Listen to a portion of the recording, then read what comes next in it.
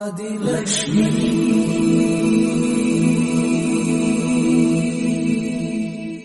श्री धनलक्ष्मी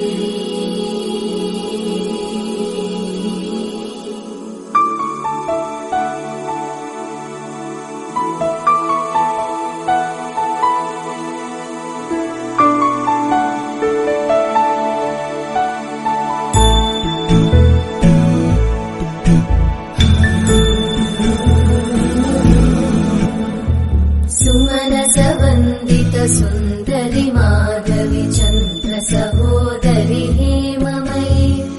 मुनिगणवन्दित मोक्षप्रदायिनि मञ्जुळभाषिणि वेदनुते पङ्कजवासिनि देव सुपूजित सद्गुणवर्षिणि शान्तियुते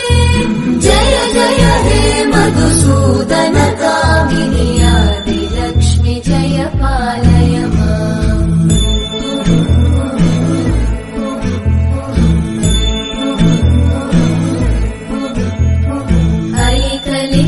कल्मषनाशिनि कामिनि वैदिकरूपिणि वेदमयी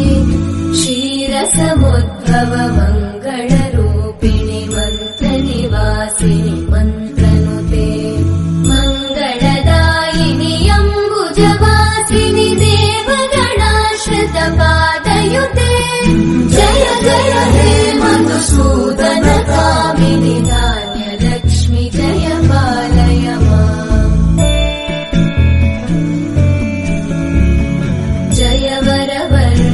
वैष्णवि भार्गवि मन्त्रस्वरूपिणि मन्त्रमये सुरगणपूजित शीघ्रफलप्रद ज्ञानविकासिनि शास्त्रनुते भवभयहारिणि पापविमोचनि साधुजनाश्रितपादयुते जय जय हे मधुसूदन कामिनि धैर्यलक्ष्मि जय पालय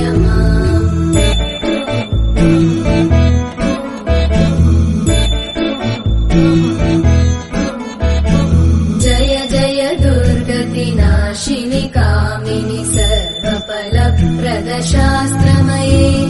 रतगज तुरगपदादि समानुत परिजन मण्डित लोकनुते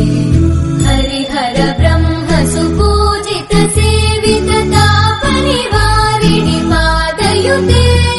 जय जय हे मधुसूदन कामिनि श्रीधरलक्ष्मी पालय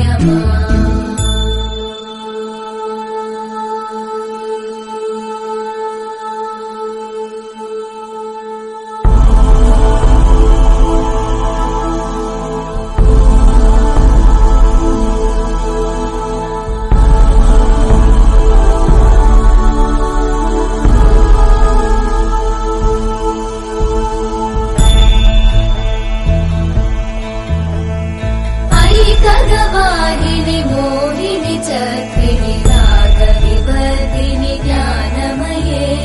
गुणगणवारिधि लोकहितैषिणि सप्तस्वरवरगाननुते सकल सुरासुर देव मुनीश्वर मानव वन्दित पादयुते जय जय हे मधुसूदन कामिनि सन्तान लक्ष्मि पालय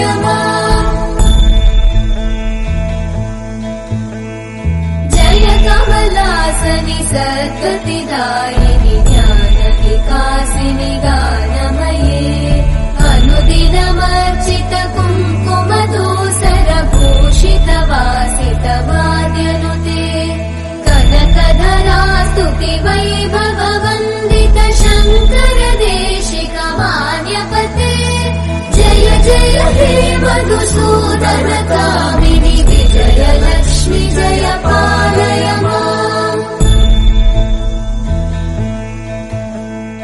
प्रणत सुरेश्वरि भारति भार्गवि शोकविनाशिनि रत्नमये मणिमय भूषित कर्णविभूषण शान्ति समावृत हास्यमुखे नवनिधिदायिनि कलिवलहारिणि काम्यफलप्रद मधुसूदन कामिनि विद्या